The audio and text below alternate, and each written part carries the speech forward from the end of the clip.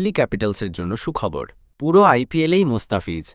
2 match নয়, বরং 3 ম্যাচের জন্যই অনাপত্তিপত্র বা এনওসি দেওয়া হল কাটার মাস্টার মুস্তাফিজুর রহমানকে। দিল্লি ক্যাপিটালসের জোরালো অনুরোধের প্রেক্ষিতেই বাংলাদেশ ক্রিকেট বোর্ড বিসিবি এই সিদ্ধান্ত নিয়েছে এবং তাকে 3 ম্যাচের জন্যই এনওসি প্রদান করেছে। এর ফলে চলমান ইন্ডিয়ান প্রিমিয়ার লিগ অর্থাৎ আইপিএলের লিগ পর্বে দিল্লি ক্যাপিটালসের হয়ে বাকি সব ম্যাচেই মুস্তাফিজকে পাবে তার দল। আমাদের কাছে থাকা সর্বশেষ তথ্য অনুযায়ী সংযুক্ত আরব আমিরাতের বিপক্ষে সিরিজের প্রথম টি-20 ম্যাচটি খেলেই ভারতের বিমান ধরবেন দ্য ফিজ খ্যাত এই তারকা পেসার।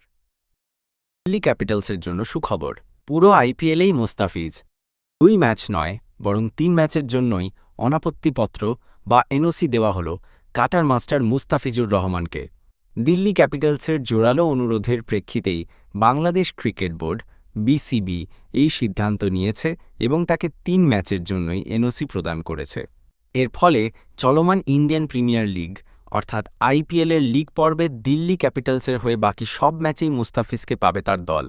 আমাদের কাছে থাকা সর্বশেষ তথ্য অনুযায়ী সংযুক্ত আরব আমিরাতের বিপক্ষে সিরিজের প্রথম টি-20 ম্যাচটি খেলেই ভারতের বিমান ধরবেন দ্য ফিজ খ্যাত এই তারকা পেসার।